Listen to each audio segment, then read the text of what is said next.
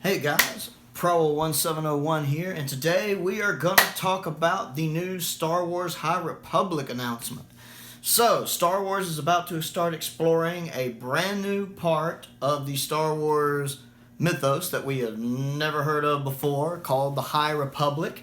This is set about 200 years before the Phantom Menace, when the Republic's kind of at its height. It's in a really golden period, a lot of peace going on.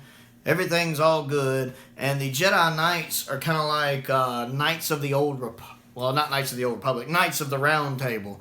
They're more like knights than we're traditionally seeing them. They're actually living up to their name. This is going off Obi-Wan's quote from A New Hope of, for over 1,000 generations, the Jedis were the guardians of peace throughout the galaxy and all that. Before the dark times, for the Empire. So this is kind of capitalizing on that sentence.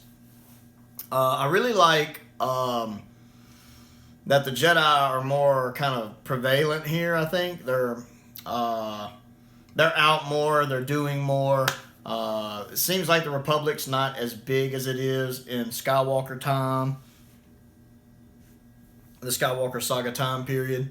Of course, even then the Republic wasn't everywhere, but here, from the sound of it, part of this is, as they phrase it, kind of a Wild West area in places where some of the Jedi kind of act like rangers.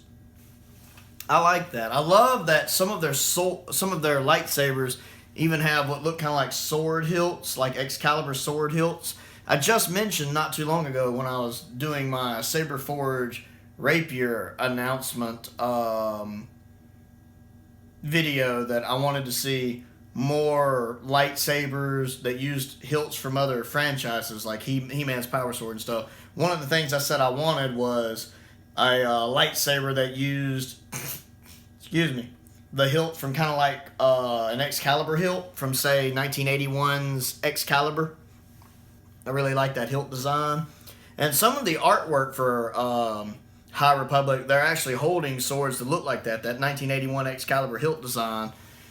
And since we're actually getting it, kind of in official artwork, I'm pretty sure Ultra Sabers or Saberforge or somebody will actually eventually make one. Ultra Sabers, if you make an Excalibur hilt, you've got me back. Saberforge, you got me back. Because I'm a huge Excalibur fan as well. It's probably my second favorite sword after the Sword of Omens, and I already have my Ultra Sabers on. But I'm really excited about this. I'm ready to explore another time period. Naturally, it sounds like some big catastrophe happens, or, well, they flat out told us some big catastrophe happens. And the villains are kind of like space Vikings. I forget the name of the species, but they're Viking-like. They seem very nomadic. They just kind of come through, take what they want, keep going from the sound of it. And I'm looking forward to that. I'm looking forward to seeing a different villain, not necessarily Sith or dark side, but something different that the Jedi have to confront. Because apparently the big question going into making all of this was, what scares a Jedi? What scares the Jedi? And that seemed to be what really helped propel them into making this High Republic time period.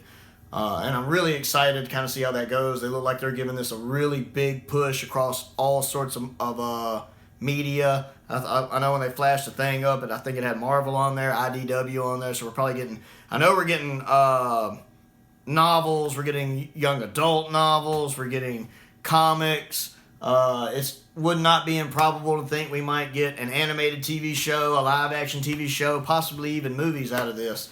They're probably going to wait and see how it does with some of the other stuff. And if it's a time period that catches on, we'll probably see it jump more into the movies. We'll probably get video games out of this maybe, because I really like the idea of seeing the Jedi really at the height of their power, when they had a lot of influence and power. This may be a period in time, since it's 200 years before Phantom Menace, when they haven't lost their affinity for the Force yet, because by Skywalker Saga, their ability to use the Force was diminished. So this might be able to see what, Jedi could really do back when they had more access to the Force and could really throw down. I'm curious to see how that works. Also, since it's only 2 years before Phantom Menace, Yoda's still around.